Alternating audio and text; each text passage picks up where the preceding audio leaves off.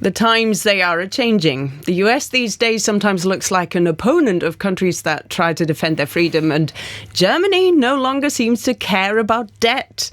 Welcome to this new reality.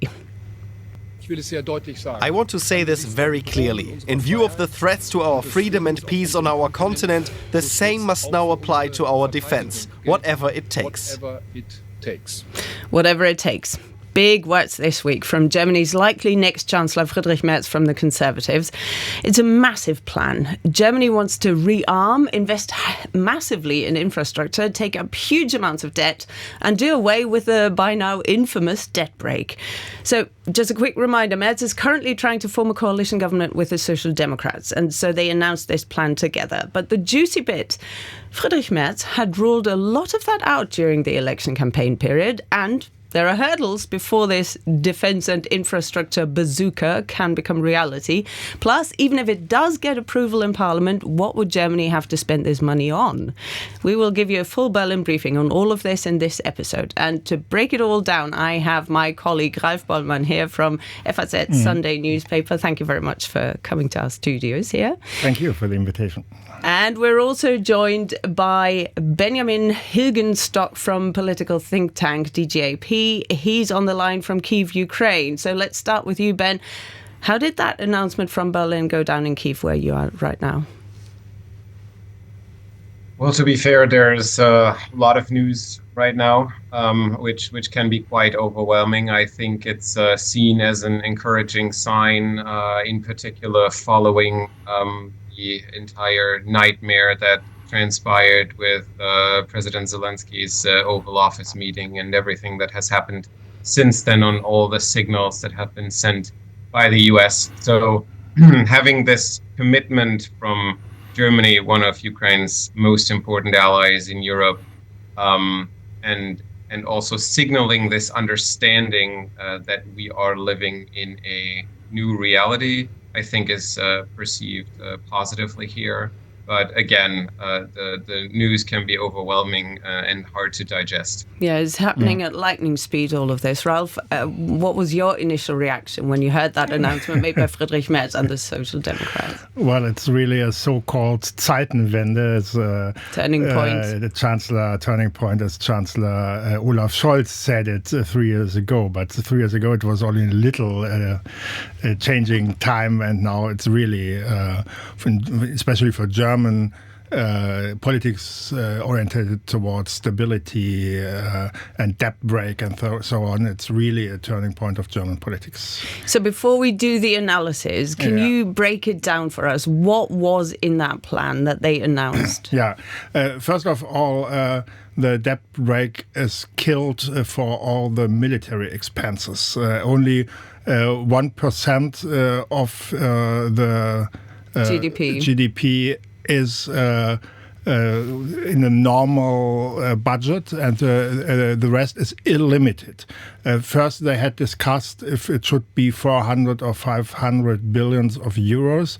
But I think the idea was if Vladimir Putin knows that Germany is able to buy 2,000 tanks, he will build 3,000, and so he can calculate what we can afford or not afford. So it was the decision to make no limits for that.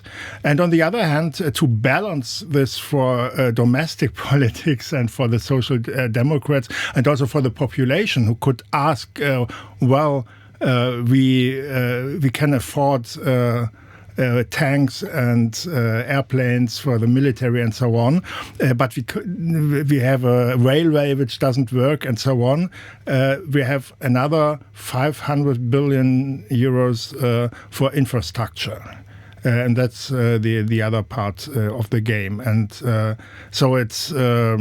And of course, it's an opportunity for the German government to spend money for other things, because now infrastructure and military doesn't count anymore for the debt break. So there's more money for pensions and all other things the government would like to do. For lower taxes, for example, which was also a thing in the election campaign, a central point of the CDU, of the Conservative Party. Yeah, and of course this is a massive policy U-turn, and we'll get into that a bit later, but I want to get the reaction from Kyiv again. So Ben, if you could give us an idea, is that going to be the thing that is needed as a message from Germany to tell Russia, hey, there's just no point in trying to build up your army in a way that you're thinking about potentially attacking a Baltic country, say, or test NATO 5 article on common defence? Is that one of these signs that are needed now, or how would you assess that? Yes, I think it's definitely one of the signs that are needed. I don't think that by in itself will be sufficient. So first of all, we have to figure out how to turn this now unlimited funding for the military into actual action on the ground that stops Russia from even thinking about certain further aggression against NATO members, EU members, for instance, as you mentioned, in the Baltics. And as we know from the original 100 billion special fund for the military that the traffic light coalition implemented together with other parties in 2022 after the famous / infamous Zeitenwende So the outgoing speech. government right now, Yeah, that is not without its challenges, right? So you have to spend this money, you have to spend it on things that actually have an impact right now. And beyond that, I think German military spending of that magnitude is a welcome development. But again, it's not going to be by itself sufficient. Other countries in Europe will have to do similar things. We also have to think about other components of our approach towards Ukraine and what we do to enable Ukraine to withstand Russian aggression. So this is about the sanctions regime. This is about financial support to Ukraine. This is about enabling Ukraine to get access to certain weapons that we may actually not be producing in Europe. So it's a welcome step, and it's a massive turnaround as you outlined. But I think we will have to continue to do this and more for the foreseeable future, because we live in a very different era now. That's all true, and I see one more risk now as the military funding in Germany is unlimited, because it sounds funny, but it could reduce the political pressure for buying military equipment. If they would have said we spend 500 billion for the military, there would have been political pressure to spend that money because there's that number. But now there's no number. And I see the risk, if there should be a ceasefire in Ukraine, the public opinion, at least in Western Europe, could change again and say, well, that's all not so risky, and we don't know if Putin will really attack the Baltic states or whatever, so it's not so important anymore to invest so much money for the army. Okay, so let's talk about those hurdles in detail, because there are a lot of hurdles. Of course, yeah. Okay, Ralph, this is a constitutional rule. Let's talk about the debt break first. Yeah. Right? Because you would need to change the debt break in order to exempt defense spending from it. Yeah. This is something where any government needs a 2/3 majority in parliament. Yeah. And the plan by the Social Democrats and the Conservatives is now to use the current, so the outgoing parliament, instead of the new parliament. So can you describe why would they do that? Why would they try and rush this decision through? Yeah, the problem is that the new parliament outgoing from the elections we had 2 weeks ago, there will be no 2/3 majority for the parties of the political center. They would have use a extreme right-wing party, AfD, or the left-wing party, Die Linke, to build a two-third majority, and that will be very difficult. Perhaps with Die Linke it would be possible to make exemptions from the debt brake, but not for the military, because it's a rather pacifistic party. And so, why is the AfD against? The AfD is very much pro-Russian and pro-Trump, and they will never agree to army spending which is against Russia and against the populist and totalitarian wave, because they are part of it. They are part of this Trump and Putin game. They are going to have a lot more members sitting in the next Bundestag. So of course. So in the next Bundestag, it would not be possible to make any changes from the debt brake, at least not for the military. And so Friedrich Merz and his probable social democratic coalition partner decided to make this attempt to do it with the old parliament. It's of course from the point of view of the constitution, it's correct, but from a political view, it's a little bit strange to do it after the election, because the Conservative Party and Friedrich Merz in the election campaign always said, no, we don't want to change the debt brake and so on. And but the problem is now, of course, that they need the Green Party, but I think the Green Party at the end will agree.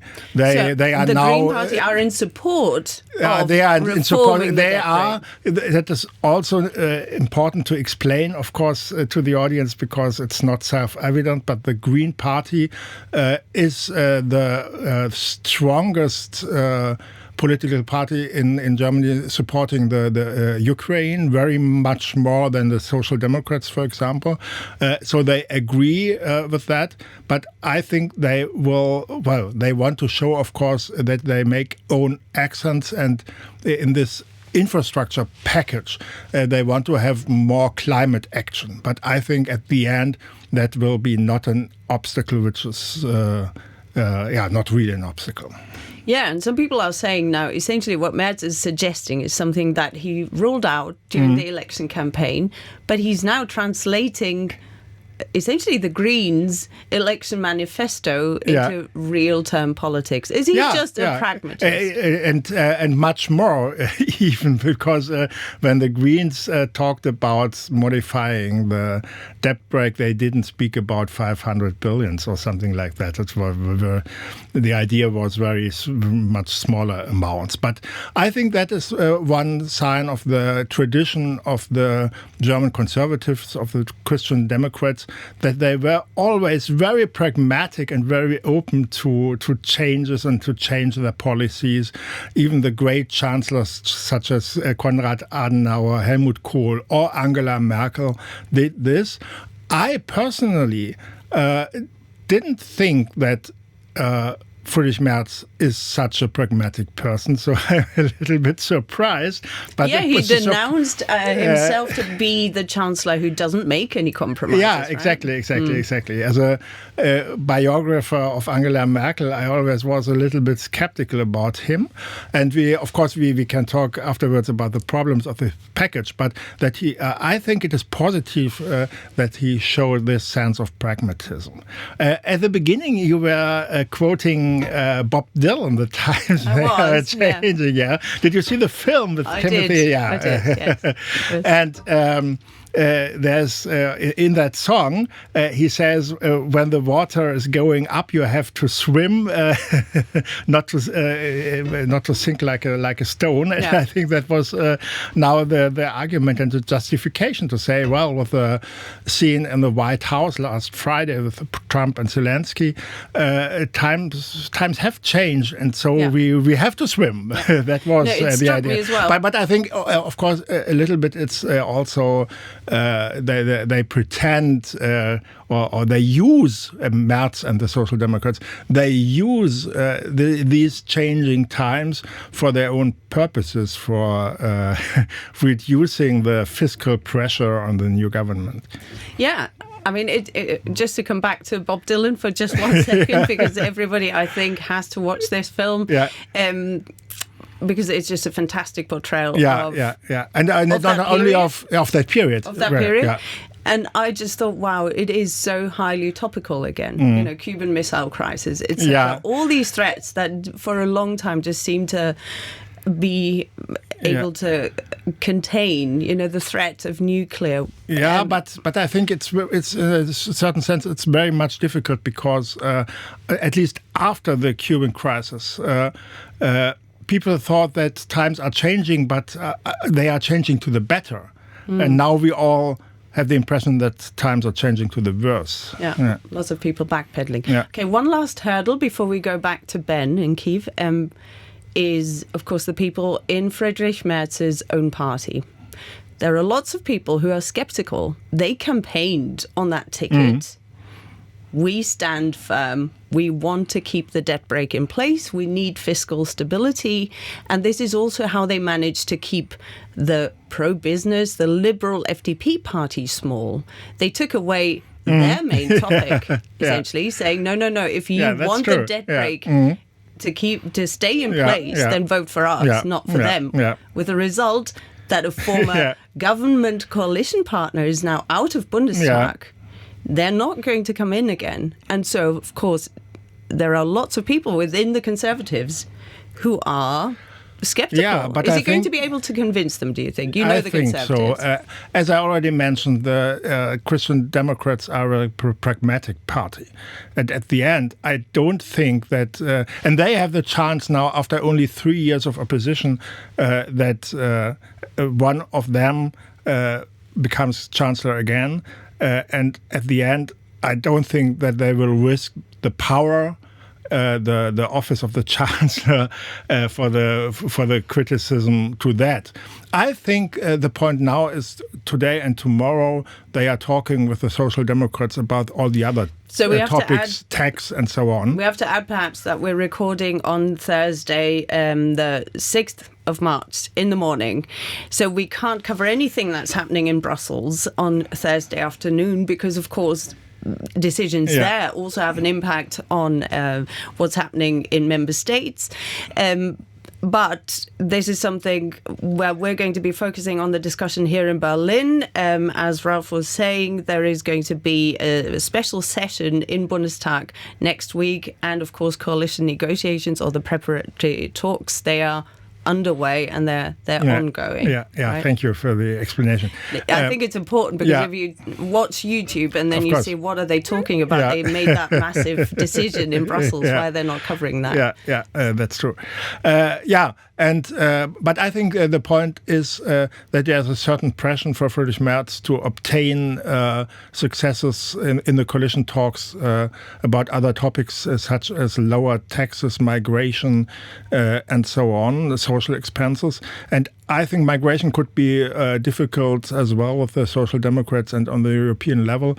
But I think at the end there will be lower taxes, but because that's a very important point for the Christian Democrats who are critical about. But at the end, that leads to even higher expenses, of course, and even higher debts if you rise the expenses of the state, and if you lower the income of the state. Of course, there will be an even bigger deficit. That's the irony of the story.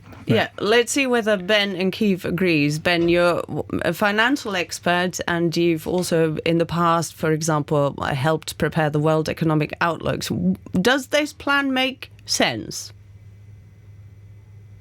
It does. Before I get to that, I wanted to make two additional points. One is on this idea that the incoming government is also using this crisis situation to basically generate enough funds for the work that their coalition wants to do.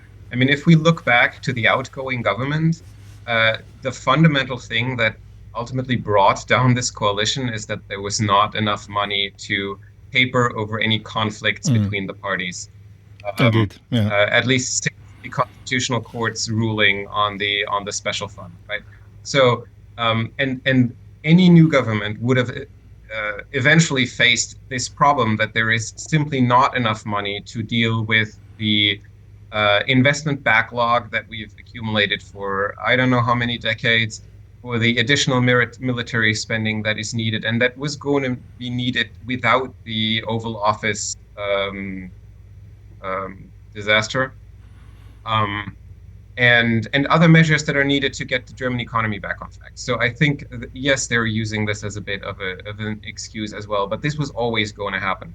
Now, I think what is happening in Berlin right now shows how much the ground has actually shifted in a very short period of time, and this is not just about Friedrich Merz changing his mind about these things, but what we've seen in just about a week since the Oval Office scene is that clearly not only is the United States willing, or the Trump administration rather, to throw Ukraine under the bus in a morally bankrupt fashion that is hard to describe, but I think the realization in Europe is that the Trump administration is happy to do this as well with any other of the US's allies in Europe. And we should not forget that at the same time that this is being communicated, and that J.D. Vance came to the Munich Security Conference and held that, quite deplorable speech, the U.S. is also engaged in a trade war with its two biggest trading partners on the North American continent. So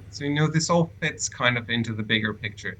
And I think what is happening in Berlin right now, and the pace at which it is happening, illustrates that the tectonic shift is really remarkable, and that European leaders fortunately appear to understand that they are basically on their own, and that they have to figure out the threat that is stemming from Russia by themselves.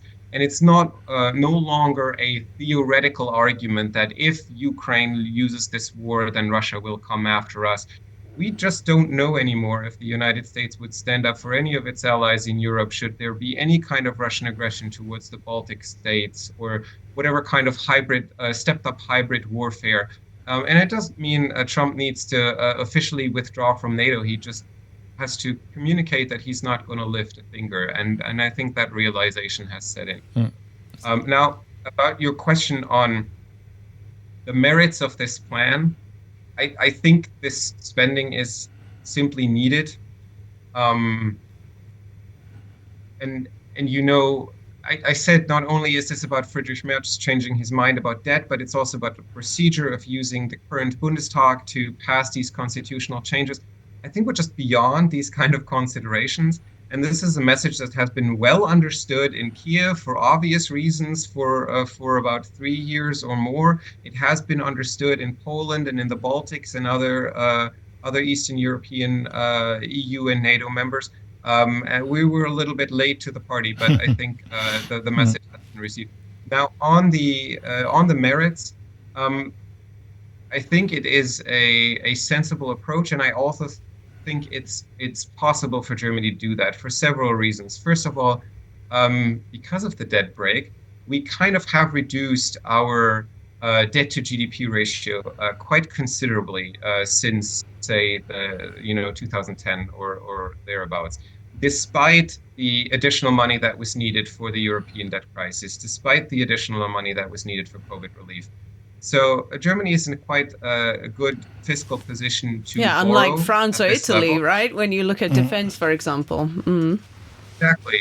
And yes, then you look at the bond market, and yields for German government bonds went up by like 30 basis points in one day. But, considering that we're planning to borrow 800 billion euros or 1 trillion euros, that's not so much. And investors, also considering what's happening with fiscal policy in the US, see German bonds still as a very safe haven, and I don't think there's going to be any problem to actually borrow this money on the market.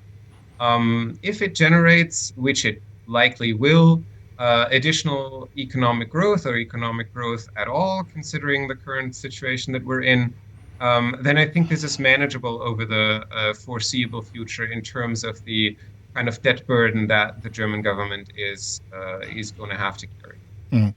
Well, but I think, of course, that's true for Germany, but you have to have a look to the other European countries, because European defense is not only a topic of Germany alone.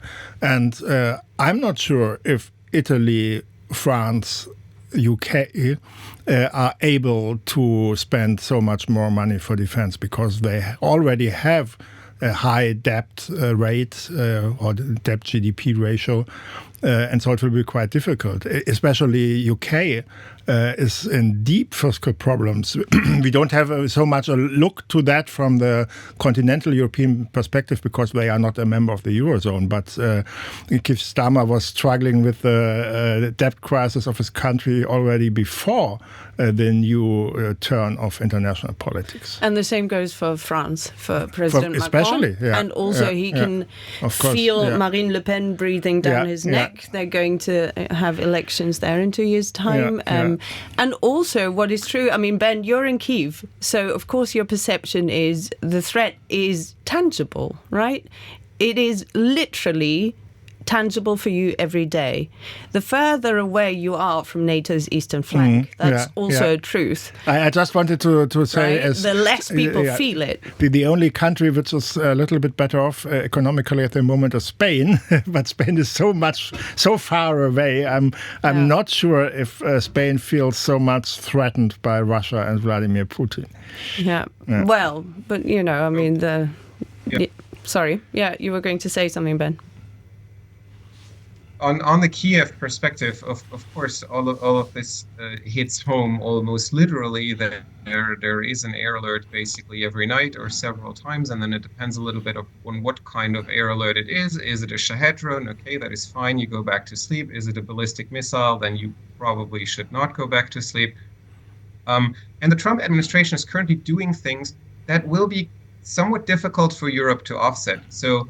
The pause to military support includes goods that are difficult for us to replace, especially air defense systems. And that makes the entire U.S. policy so morally deplorable, because this is not about allowing Ukraine any counteroffensive operations that Trump may not want to see while he negotiates with Putin and Zelensky. But it actually means more people are going to die on a daily basis. There was the news about the pause to intelligence sharing. This is also very impactful, also has an impact on Ukrainian air defense and the protection of the civilian population and protection of civilian infrastructure. The winter went better than expected in terms of the electricity situation, but I think, should all remember what happened in spring of last year when Congress was holding up U.S. military support and there was not sufficient air defense missiles. The Russians basically bombed Ukraine's energy infrastructure to bits within a couple of weeks, which created a terrible situation for the civilian population, but also for the Ukrainian economy over the summer and into the fall. And it's going a little better than expected right now, but that doesn't mean that this needs to stay that way. I also wanted to say the point that was made about other countries not being able to do what Germany is currently doing is a very valid one. I think if you look at how markets assess these countries' solvency, it's a quite tense situation. There was with what happened with UK government bond yields when Liz Truss used her infamous mini budget. There are French bond yields that are at times higher than Greek ones, depending on the situation in the National Assembly in which government is being brought down this week. It will be significantly harder for these countries to borrow this much money and spend more. I want to throw in a little bit of a wild card here, though, because there is around $340 billion in Russian sovereign assets lying around, including more than $200 billion in the European Union, that could and should be used to pay for Ukraine's defense against Russian aggression and ultimately for Ukrainian economic reconstruction. Yeah, and again, we don't know whether that will be a topic of discussion in Brussels later this afternoon. Yeah, but of course there's always the fear that other autocrats, for example, of the Arabic states and the oil countries, won't invest in European state bonds anymore because they fear that in a case of a conflict, it will be confiscated as well. That was always the argument why we can't use the Russian money. That was the argument. It's a legitimate one. I personally think it's exaggerated. Also, the message that we're sending is not we're going to confiscate anyone's assets anywhere. We're saying we're going to confiscate your assets if you start an illegal war against a peaceful neighboring country. It's a bit of a different message. Yeah.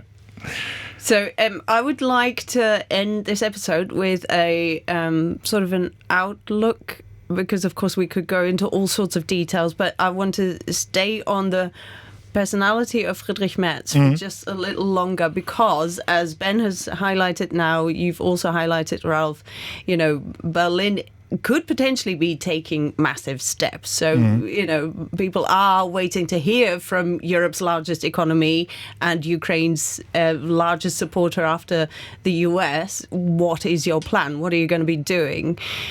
If Friedrich Merz goes to Washington to meet Donald Trump, what should his strategy be? And what do you think, how is he going to address Donald Trump?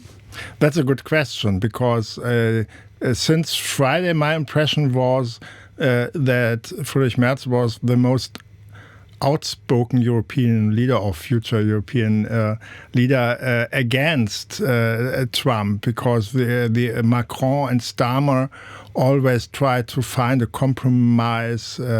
They made pressure to Zelensky to go back to negotiate with Donald Trump and so on. And Friedrich Merz has a harsher position, but I think he's so much against the actual government of the United States because he is so much pro-American.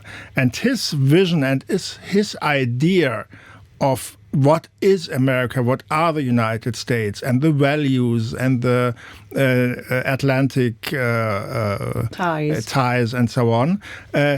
He is so much disappointed about this. Of course, for France, the disappointment is not so big, because they always said this. Even Charles de Gaulle in the 1950s said we have to have an independent defense in Europe. Of course, at that time, not because he thought that we couldn't rely on the United States, but because he wanted to have a bigger role for France.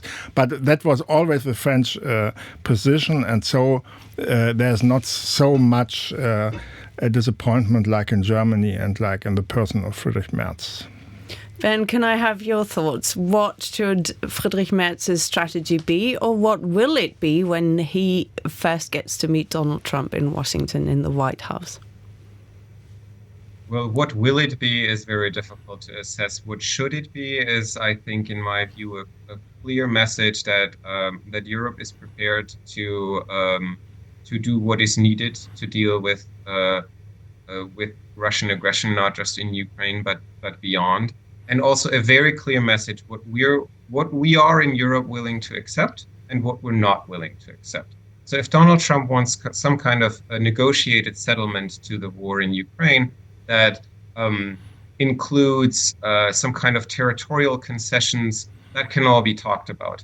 If we're still dealing with Vladimir Putin's original demands, which means, basically a denazification of the Kiev regime, whatever on earth that means, a demilitarization of the country, basically leaving the country, defenseless against the next round of Russian aggression, then it needs to be communicated to Donald Trump that we are not going to accept that, not on behalf of our Ukrainian partners and not due to our own security situation. And if Donald Trump, which he may or may not do, who knows, decides to abandon Ukraine entirely and abandon the United States European allies entirely, then the message is that we can and will take care of our own security. Ben Hilgenstock and Ralph Bollmann, thank you very much. And I think plenty more to talk about. But for now, for today, for this episode of Berlin Briefing, we've covered a lot of ground. If you've got questions, do send us your comments. You can do that on all major podcast platforms, Spotify, Apple, etc. But you can also watch us on YouTube, DW News. And I say thank you very much for your interest. Do subscribe. Until next time.